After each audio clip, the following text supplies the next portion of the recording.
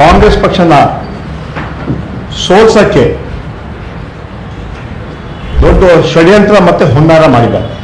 ಅಲ್ಪಸಂಖ್ಯಾತರು ಕಾಂಗ್ರೆಸ್ ಪಕ್ಷದ ಪರವಾಗಿ ಓಟನ್ನು ಹಾಕಿದ್ದಾರೆ. ಆದರೂ ಕೂಡ ಕಾಂಗ್ರೆಸ್ ಪಕ್ಷದ ಅಭ್ಯರ್ಥಿ ಸಮರ್ಥ್ ಗೆಲುವು ಖಚಿತ ಅಂತ ವಿಶ್ವಾಸವನ್ನು ವ್ಯಕ್ತಪಡಿಸ್ತೇನೆ. ದಾವಣಗೆರೆ ದಕ್ಷಿಣ ಉಪಚುನಾವಣೆಯ ಎಲೆಕ್ಷನ್ ಮುಗಿದ ಬೆನ್ನಲ್ಲೇ ಕಾಂಗ್ರೆಸ್ ಪಕ್ಷದ ಮುಸ್ಲಿಂ ನಾಯಕರ ನಡುವಿನ ಭಿನ್ನಮತ ಈಗ ಹೊರಗಡೆ ಬರ್ತಾ ಇದೆ.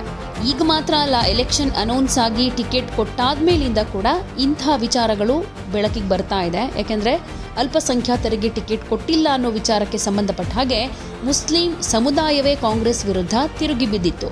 ಈಗ ಅದು ಇನ್ನೊಂದು ಹಂತಕ್ಕೆ ಬಂದು ನಿಂತಿದೆ. ಈಗಾಗಲೇ ಒಂದು ಬಣಕ್ಕೆ ಡಿಸಿಎಂ ಡಿಕೆ ಶಿವಕುಮಾರ್ ಹಾಗೆ ಇನ್ನೊಂದು ಬಣಕ್ಕೆ ಸಿಎಂ ಸಿದ್ದರಾಮಯ್ಯನವರು ಪರೋಕ್ಷ ಬೆಂಬಲವನ್ನು ಕೊಟ್ಟಿದ್ದಾರೆ ಅನ್ನೋದು ಕೂಡ ಕಾಣಿಸ್ತಾ ಇದೆ. ಇದರ ನಡುವೆ ಕೆಪಿಸಿಸಿ ಕಚೇರಿಯಲ್ಲಿ ಕಾಂಗ್ರೆಸ್ ಮುಸ್ಲಿಂ ಶಾಸಕರ ಒಂದು ಬಣದ ಪತ್ರಿಕಾಗೋಷ್ಠಿಯಲ್ಲಿ ಭಿನ್ನಮತ ಹೊರಗಡೆ ಬಂದಿದೆ. ಶಾಸಕರಾದ ರಿಜ್ವಾನ್ ಅರ್ಷದ್, ಸಲೀಂ ಅಹಮದ್, ಯಾಸೀನ್ ಖಾನ್ ಪಠಾಣ್ ಹಾಗೆ ಬಿಲ್ಕಿಸ್ ಬಾನು ಅವರು ಜಂಟಿ ಪತ್ರಿಕಾಗೋಷ್ಠಿಯನ್ನು ನಡೆಸಿ ಕೆಲವೊಂದು ಮಾಹಿತಿಯನ್ನು ಶೇರ್ ಮಾಡಿಕೊಂಡ್ರು. ಇಲ್ಲಿ ರಿಜ್ವಾನ್ ಅರ್ಷದ್ ಹಾಗೆ ಸಲೀಂ ಅಹಮದ್ ಅವರು ಕೊಟ್ಟಂತ ಹೇಳಿಕೆಗಳು ಯಾವ ರೀತಿಯಾಗಿದ್ವು ಅಂದರೆ, ಇವು ಜಮೀರ್ ಅಹಮದ್ ಖಾನ್ ಅವರನ್ನ ಟಾರ್ಗೆಟ್ ಮಾಡಿದ್ದಾರೆ ಅನ್ನೋ ರೀತಿಯಲ್ಲೇ ಕಾಣಿಸ್ತಾ ಇತ್ತು. ಬಿಜೆಪಿ ಹಾಗೆ ಎಸ್ಡಿಪಿಐ ಜೊತೆಗೆ ನಮ್ಮವರು ಷಡ್ಯಂತ್ರದ ಭಾಗವಾಗಿದ್ದಾರೆ ಅಂತ ಹೇಳೋ ಮೂಲಕ ದಾವಣಗೆರೆಯ ಎಲೆಕ್ಷನ್ನಲ್ಲಿ ಆಂತರಿಕವಾಗಿ ಒಂದಷ್ಟು ಡ್ಯಾಮೇಜ್ ಆಗಿದೆ ಅನ್ನುವಂಥ ವಿಚಾರವನ್ನ ಒಪ್ಕೊಂಡ ರೀತಿಯಲ್ಲೇ ಅವರು ಮಾತನಾಡಿದರು. ಜಮೀರ್ ಅಹಮದ್ ಖಾನ್ ಅವರು ವಿಧಾನ ಪರಿಷತ್ ಸದಸ್ಯ ಅಬ್ದುಲ್ ಜಬ್ಬಾರ್ ಅವರಿಗೆ ಟಿಕೆಟ್ ಕೊಡಬೇಕು ಅನ್ನೋ ರೀತಿಯಲ್ಲಿ ಒಂದಷ್ಟು ಒತ್ತಾಯ ಮಾಡಿದರು. ಇದ್ರ ಬಗ್ಗೆ ಬಹಿರಂಗವಾಗಿ ಕೂಡ ಅವರು ಹೇಳಿಕೆಯನ್ನು ಕೊಟ್ಟಿದ್ರು. ಸುರ್ಜೇವಾಲಾ ಅವರು ಬಂದು ಮೀಟಿಂಗ್ ಮಾಡೋ ಟೈಮ್ನಲ್ಲಿ ಅಲ್ಪಸಂಖ್ಯಾತರಿಗೆ ಟಿಕೆಟ್ ಕೊಡಬೇಕು ಅನ್ನುವಂಥ ವಿಚಾರವನ್ನು ಮುಂದಿಟ್ಟಿದ್ರು.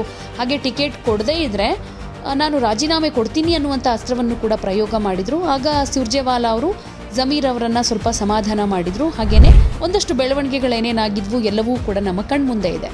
ಇಲ್ಲಿ ಜಬ್ಬಾರ್ ಅವರಿಗೆ ಟಿಕೆಟ್ ಕೊಡದೇ ಇದ್ದದ್ದು ಜಮೀರ್ ಅಸಮಾಧಾನಕ್ಕೆ ಕಾರಣ ಅನ್ನೋದು ಸ್ಪಷ್ಟವಾಗಿ ಎಲ್ರಿಗೂ ಗೊತ್ತೇ ಇದೆ. ಇದಾದ ಮೇಲೆ ದಾವಣಗೆರೆಗೆ ಪ್ರಚಾರಕ್ಕೆ ಬರಲೇ ಇಲ್ಲ, ಎಲೆಕ್ಷನ್ಗೆ ಇನ್ನೊಂದು 4-5 ದಿನ ಇದೆ ಅನ್ನುವಾಗ ಒತ್ತಾಯಪೂರ್ವಕವಾಗಿ ಹೈಕಮಾಂಡ್ ಸೂಚನೆ ಕೊಟ್ಟಿದ್ದಕ್ಕೆ ಹಾಗೆ ಸಿದ್ದರಾಮಯ್ಯನವರು ಟಾಸ್ಕ್ ಕೂಡ ಕೊಟ್ಟರು ಅಂತ ಜಮೀರ್ ಅವರೇ ಹೇಳ್ಕೊಂಡಿದ್ರು. ಸೊ ದಾವಣಗೆರೆಯ ಕಾಂಗ್ರೆಸ್ ಅಭ್ಯರ್ಥಿ ಸಮರ್ಥ್ ಅವರನ್ನ ಗೆಲ್ಲಿಸ್ಕೊಂಡು ಬರೋದಕ್ಕೆ ಸಿದ್ದರಾಮಯ್ಯನವರೇ ಟಾಸ್ಕ್ ಕೊಟ್ಟಿದ್ದಾರೆ. ಎಲ್ಲರೂ ಒಗ್ಗಟ್ಟಿನಿಂದ ಜವಾಬ್ದಾರಿಯನ್ನು ತೆಗೆದುಕೊಂಡು ಗೆಲ್ಲಿಸ್ಕೊಂಡು ಬರೋಣ ಅಂತೆಲ್ಲ ಹೇಳಿಕೆಯನ್ನ ಕೊಟ್ಟಿದ್ರು.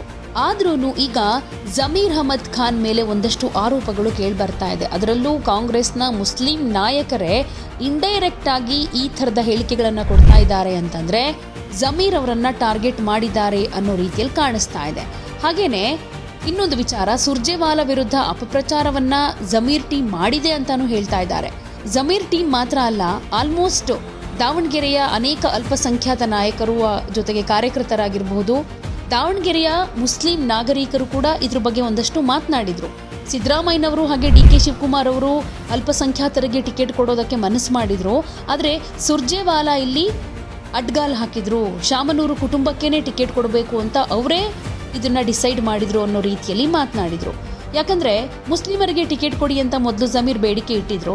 ಯಾರು ಏನೇ ಹೇಳಿದ್ರು ಅಂತಿಮವಾಗಿ ನಿರ್ಧಾರ ಮಾಡೋದು ಪಕ್ಷದ ಹೈಕಮಾಂಡ್ ಆಗಿರುತ್ತೆ, ಅದರಂತೆ ನಾವು ನಿರ್ಧಾರ ತೆಗೆದುಕೊಳ್ತೀವಿ ಅಂತ ಸುರ್ಜೇವಾಲಾ ಉತ್ತರ ಕೊಟ್ಟಿದ್ರು. ಇದನ್ನ ಕೆಲವರು ಸುರ್ಜೇವಾಲಾ ಅವರೇ ಇದರಲ್ಲಿ ಕಿಂಗ್ ಪಿನ್ ಅನ್ನೋ ರೀತಿಯಲ್ಲಿ ಬಿಂಬಿಸಿ ಮಾತನಾಡೋದಕ್ಕೆ ಶುರು ಮಾಡ್ತಾ ಇದ್ದಾರೆ. ಇದೊಂದು ಕಡೆ ಆದರೆ ಸಮರ್ಥ್ಗೆ ಟಿಕೆಟ್ ಕೊಡೋ ವಿಚಾರವಾಗಿ ಜಮೀರ್ ಅಹಮದ್ ಖಾನ್ ಅವರು ಸಿದ್ದರಾಮಯ್ಯ, ಡಿಕೆ ಶಿವಕುಮಾರ್ ಹಾಗೆ ರಣದೀಪ್ ಸಿಂಗ್ ಸುರ್ಜೇವಾಲಾ ಅವರು ಇದ್ದ ಸಭೆಯಲ್ಲಿ ಒಪ್ಪಿಗೆ ಕೊಟ್ಟಿದ್ರು. ಚಿತ್ರದುರ್ಗದ ಒಬ್ಬ ಆಕಾಂಕ್ಷಿ ಹೆಸರನ್ನ ಉಲ್ಲೇಖ ಮಾಡಿದ್ರು. ಆದರೆ ಇದಕ್ಕೆ ಒಪ್ಪಿಗೆ ಸಿಗದೇ ಇದ್ದಾಗ ಜಮೀರ್ ಅವರು ಸಮರ್ಥ್ ಹೆಸರನ್ನ ಓಕೆ ಅಂತ ಹೇಳಿದ್ರು ಅನ್ನೋ ಥರ ಮಾತಾಡ್ತಿದ್ದಾರೆ. ಆದರೆ ಹೊರಗಡೆ ಬಂದ ಮೇಲೆ ಅವರು ಬೇರೆಯದ್ದೇ ಸ್ಟ್ಯಾಂಡ್ ತೆಗೆದುಕೊಂಡಿದ್ದಾರೆ. ಜಮೀರ್ ಆಪ್ತರು ಪ್ರಚಾರದ ಕಣದಿಂದ ದೂರ ಇದ್ರು. ಹೀಗಾಗಿ ಕಾಂಗ್ರೆಸ್ ರಾಷ್ಟ್ರೀಯ ನಾಯಕತ್ವ ಇದನ್ನು ಗಂಭೀರವಾಗಿ ಪರಿಗಣಿಸಿದೆ. ಮುಂದಿನ ದಿನಗಳಲ್ಲಿ ಇದ್ರ ಬಗ್ಗೆ ಕ್ರಮ ತೆಗೆದುಕೊಳ್ಳೋ ಸಾಧ್ಯತೆಯೂ ಇದೆ ಅಂತಾನೂ ಹೇಳಲಾಗ್ತಾ ಇದೆ. ಇದೆಲ್ಲದರ ಮಧ್ಯೆ ಎಸ್ ಮಲ್ಲಿಕಾರ್ಜುನ್ ಅವರು ಜಮೀರ್ ಅಹಮದ್ ಖಾನ್ ವಿರುದ್ಧ ಏಕವಚನದಲ್ಲಿ ಮಾತನಾಡಿದ್ರು. ಯಾವಾಗ ದಾವಣಗೆರೆಯ ಬೈ ಎಲೆಕ್ಷನ್ ಡೇಟ್ ಅನೌನ್ಸ್ ಆಯಿತೋ ಆಗ್ಲಿಂದಾನು ಎಸ್ ಮಲ್ಲಿಕಾರ್ಜುನ್ ಅವರು ಜಮೀರ್ ವಿಚಾರದಲ್ಲಿ ಒಂದಷ್ಟು ವ್ಯತಿರಿಕ್ತ ಹೇಳಿಕೆಗಳನ್ನು ಕೊಟ್ಟರು. ಅಂದರೆ ಜಮೀರ್ ಯಾರು ಇಲ್ಲಿ ದಾವಣಗೆರೆ ಎಲೆಕ್ಷನ್ ಬಗ್ಗೆ ಮಾತನಾಡೋದಕ್ಕೆ, ಕ್ಯಾಂಡಿಡೇಟ್ ಬಗ್ಗೆ ಮಾತಾಡೋದಕ್ಕೆ ಅನ್ನೋ ಹೇಳಿಕೆಯನ್ನು ಕೊಟ್ಟರು. ಹಾಗೆ ನಮ್ಮ ಕುಟುಂಬದವರಿಗೆ ಟಿಕೆಟ್ ಕೊಡಬೇಕು ಅನ್ನೋ ರೀತಿಯಲ್ಲಿ ಮಾತನಾಡಿದರು. ಇದಾದ ಮೇಲೆ ಪ್ರಚಾರಕ್ಕೆ ಜಮೀರ್ ಬರ್ತಾರಾ ಇಲ್ವಾ ಅಂತ ಕೇಳಿದ್ದಕ್ಕೆ ಜಮೀರ್ ಬಂದರೂ ಅಷ್ಟೇ ಬಿಟ್ಟರು ಅಷ್ಟೇ, ನಾವೇ ಗೆಲ್ಲೋದು ಅನ್ನೋ ರೀತಿಯಲ್ಲೂ ಮಾತನಾಡಿದರು.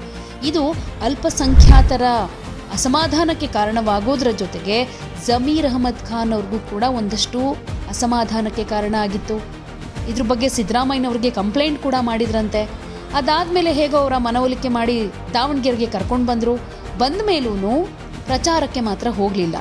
ಮಾಧ್ಯಮ ಸುದ್ದಿಗೋಷ್ಠಿಯಲ್ಲಿ ಮಾತನಾಡಿ ಎಲ್ಲವೂ ಸರಿ ಇದೆ, ಸಣ್ಣ ಪುಟ್ಟ ಮಾತು ಬರ್ತಾ ಇರುತ್ತೆ ಹೋಗ್ತಾ ಇರುತ್ತೆ, ನಾವಿಬ್ಬರು ಚಡ್ಡಿ ದೋಸ್ತಗಳು ಇದ್ದ ರೀತಿಯಲ್ಲಿ ಇದೆಲ್ಲ ಮಾಮೂಲು ಅನ್ನೋ ರೀತಿಯಲ್ಲಿ ಎಲ್ಲವೂ ಸರಿ ಇದೆ, ನಾವು ಒಗ್ಗಟ್ಟಾಗಿದ್ದೀವಿ ಅನ್ನೋ ರೀತಿಯಲ್ಲಿ ಒಗ್ಗಟ್ಟಿನ ಪ್ರದರ್ಶನವನ್ನು ಮಾಡಿದರು. ಆದ್ರೂ ದಾವಣಗೆರೆಯ ಮುಸ್ಲಿಂ ಸಮುದಾಯ ಈ ಒಗ್ಗಟ್ಟಿನ ಪ್ರದರ್ಶನವನ್ನು ಸೀರಿಯಸ್ ಆಗಿ ತೆಗೆದುಕೊಂಡ್ರೋ ಇಲ್ವೋ ಗೊತ್ತಿಲ್ಲ, ಅದು ವೋಟ್ ಆಗಿ ಕನ್ವರ್ಟ್ ಆಯಿತೋ ಇಲ್ವೋ ಗೊತ್ತಿಲ್ಲ. ಒಂದಷ್ಟು ಮಂದಿಗೆ ಅಸಮಾಧಾನ ಇದ್ದಿದ್ದಂತೂ ಹೌದು. ಸೊ ಮೇ 4ಕ್ಕೆ ರಿಸಲ್ಟ್ ಏನಾಗುತ್ತೆ ಅನ್ನೋದ್ರ ಮೇಲೆ ಜಮೀರ್ ಅವರ ಮುಂದಿನ ರಾಜಕೀಯ ನಡೆ ಹಾಗೆ ಭವಿಷ್ಯ ಏನು ಅನ್ನೋದು ಗೊತ್ತಾಗುತ್ತೆ. ಒಟ್ನಲ್ಲಿ ಇನ್ ಕೇಸ್ ದಾವಣಗೆರೆಯಲ್ಲಿ ಏನಾದರೂ ಸಮರ್ಥ ಶಾಮನೂರಿಗೆ ಸೋಲಾದರೆ ಇದಕ್ಕೆ ಜಮೀರ್ ಅಹಮದ್ ಖಾನ್ ನೇರ ಹೊಣೆಯಾಗ್ತಾರೆ ಅನ್ನೋ ರೀತಿಯಲ್ಲಿ ಈಗಲೇ ಒಂದಷ್ಟು ಊಹಾಪೋಹಗಳು ಕ್ರಿಯೇಟ್ ಆಗಿವೆ. ಹಾಗೇನಾದರೂ ಆದರೆ ಜಮೀರ್ ವಿರುದ್ಧ ಹೈಕಮಾಂಡ್ ಕ್ರಮ ತೆಗೆದುಕೊಳ್ಳುತ್ತಾ? ಇನ್ನೇನು ಸ್ವಲ್ಪ ದಿನಗಳಲ್ಲಿ ಸಂಪುಟ ಪುನರ್ರಚನೆ ಆಗುತ್ತೆ ಅಂತ ಹೇಳ್ತಾ ಇದ್ದಾರೆ. ಅದಕ್ಕೆ ಈ ರಿಸಲ್ಟ್ ಏನಾದರೂ ಎಫೆಕ್ಟ್ ಮಾಡಬಹುದಾ? ಜಮೀರ್ ಕೈಯಲ್ಲಿರೋ ಸಚಿವ ಸ್ಥಾನವನ್ನ ಕಿತ್ಕೊಳ್ಳೋ ಚಾನ್ಸಸ್ ಏನಾದರೂ ಇರುತ್ತಾ? ಆಗ ಜಮೀರ್ ನಡೆ ಏನಾಗಿರಬಹುದು? ಕಾದು ನೋಡೋಣ. ಒಂದು ದುಃಖದ ಸಂಗತಿ ಅಂತ ಹೇಳಿದ್ರೆ, ನಮ್ಮ ಪಕ್ಷದ ಕೆಲವು ಹಿರಿಯ ಮುಖಂಡರು ಕಾಂಗ್ರೆಸ್ ಪಕ್ಷನ ಸೋಲ್ಸಕ್ಕೆ ದೊಡ್ಡ ಷಡ್ಯಂತ್ರ ಮತ್ತೆ ಹುನ್ನಾರ ಮಾಡಿದ್ದಾರೆ. ಆದರೂ ಕೂಡ ಅಲ್ಪಸಂಖ್ಯಾತರು ಕಾಂಗ್ರೆಸ್ ಪಕ್ಷದ ಪರವಾಗಿ ಕಾಂಗ್ರೆಸ್ ಪರವಾಗಿ ಓಟನ್ನು ಹಾಕಿದ್ದಾರೆ. ಈ ವಿಚಾರ ಕೆಪಿಸಿಸಿ ಅಧ್ಯಕ್ಷರಿಗೆ, ಮುಖ್ಯಮಂತ್ರಿಗಳಿಗೆ ಹಾಗೂ ಎಸಿಗಳಿಗೆ ಮಾಹಿತಿ ಇದೆ. ಒಂದು ಜನ ಕಾಂಗ್ರೆಸ್ ಪಕ್ಷಕ್ಕೆ, ಕಾಂಗ್ರೆಸ್ ಪಕ್ಷ ಸಿದ್ಧಾಂತಗಳಿಗೆ, ಕಾಂಗ್ರೆಸ್ ಪಕ್ಷ ವಿಚಾರಧಾರೆಗಳಿಗೆ, 5 ಗ್ಯಾರಂಟಿಗಳಿಗೆ ಓಟನ್ನು ಹಾಕಿದ್ದಾರೆ. ನನ್ನೆಲ್ಲ ಕೂರಿಸ್ಕೊಂಡು ಸಭೆ ಮಾಡಿ ಅಲ್ಪಸಂಖ್ಯಾತರು ಎಲ್ಲ ನಾಯಕರು ನಾವಿದ್ವಿ. ನಮ್ಮದು ಒಪ್ಪಿಗೆ ಮೇರೆಗೆ ಟಿಕೆಟನ್ನು ಕೊಟ್ಟು ಅವತ್ತು ಕಳಿಸ್ಕೊಟ್ರು. ಆದರೆ ಆದಮೇಲೆ ಕೆಲವು ತಪ್ಪು ಗ್ರಹಿಗಳನ್ನು ಮೂಲಕ ಕೆಲವು ಷಡ್ಯಂತ್ರಗಳು ನಡೆದಿದೆ. ಆದರೂ ಕೂಡ ಕಾಂಗ್ರೆಸ್ ಪಕ್ಷದ ಅಭ್ಯರ್ಥಿ ಸಮರ್ಥ್ ಗೆಲುವು ಖಚಿತ ಅಂತ ವಿಶ್ವಾಸವನ್ನು ವ್ಯಕ್ತಪಡಿಸ್ತೇನೆ. ಯಾವುದೇ ಸುದ್ದಿಯ ಅಪ್ಡೇಟ್ ಅನ್ನ ಮಿಸ್ ಮಾಡ್ಕೊಳ್ಬಾರ್ದು ಅಂದ್ರೆ ಈಗಲೇ ಒನ್ ಇಂಡಿಯಾವನ್ನ ಸಬ್ಸ್ಕ್ರೈಬ್ ಮಾಡಿ. ನಿಮಗೆ ಬೇಕಾದ ಭಾಷೆಯಲ್ಲಿ ಎಲ್ಲಾ ಸುದ್ದಿ ತಿಳಿಬೇಕು ಅಂದ್ರೆ ಒನ್ ಇಂಡಿಯಾ ಆಪ್ ಅನ್ನ ಡೌನ್ಲೋಡ್ ಮಾಡ್ಕೊಳ್ಳಿ.